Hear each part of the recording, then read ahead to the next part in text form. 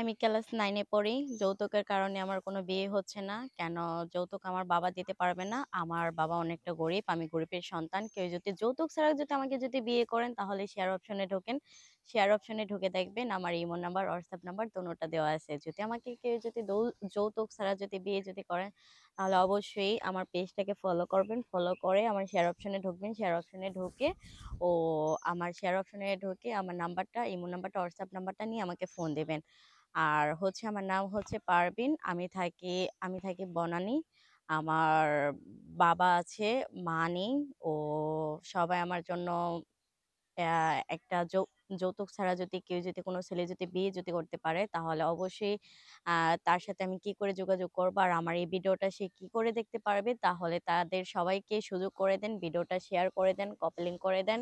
আর WhatsApp number দেওয়া আছে সেখানে ঢুকে আমার নাম্বারটা নিয়ে আমাকে কল দেন।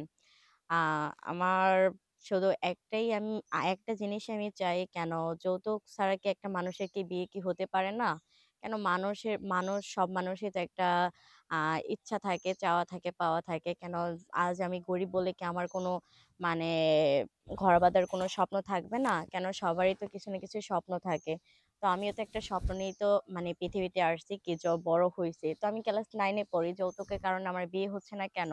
যদি এমন কোনো মানুষ এমন কোনো মানুষ প্রবাসে বাংলাদেশে থাকেন, বইরা হোক জোয়ান হোক, যাই হোক, যদি থাকেন যৌতুক ছাড়া আমাকে বিয়ে করবেন তাহলে অবশ্যই আমার সাথে যোগাযোগ করার জন্য আমার শেয়ার অপশনে ঢোকেন। শেয়ার অপশনে ঢুকে আমার নাম্বারটা নেন। নাম্বারটা নিয়ে অবশ্যই আমাকে ফোন দেন। কেন? আমি যৌতুক ছাড়া আমি বিয়ে করতে চাই। আর যৌতুকের কারণে আমার বাবা আমাকে বিয়ে দিতে পারে না। কেন? আমার বাবার টাকা সম্পত্তি থাকতো অবশ্যই আমাকে যৌতুক দিয়ে বিয়ে দিত। কেন? এই বয়সটা হচ্ছে বিয়ের বয়স। তো আমি চাচ্ছি যৌতুক ছাড়া আমাকে কেউই বিয়ে করুক। যৌতুক ছাড়া কেউ আমাকে বিয়ে করে তাহলে প্লিজ সবাই আমার শেয়ার অপশনে ঢোকেন। শেয়ার অপশনে ঢুকে আমার পেজটাকে ফলো করে শেয়ার অপশন থেকে আমার নাম্বারটা নিয়ে আমাকে কল দেন।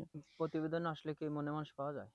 আ মনের মানুষ পাওয়া যায় কি যায় না সেটা আমি জানি না। কিন্তু আমার বিশ্বাস থেকে আমি বলি, আ এখানে আসলে হয়তোবা আমি আমার মনের মানুষ পেতেও পারি। কেন? এই ভিডিওটা সবাই দেখবে।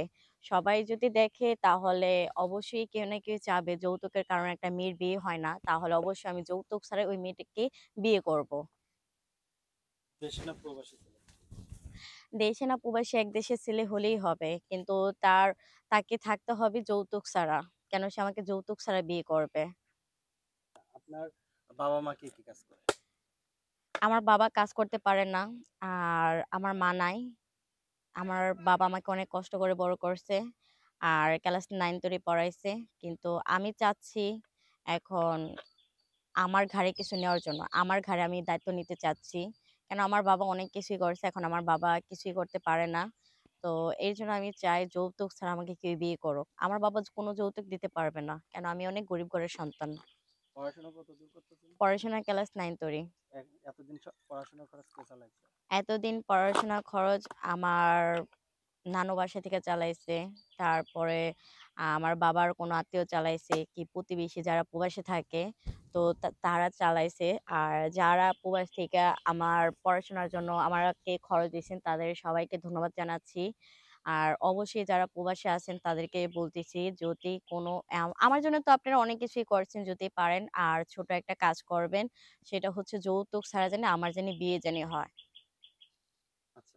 তো বিদায় নেওয়ার পূর্বে দর্শকদের কিছু বলার আছে?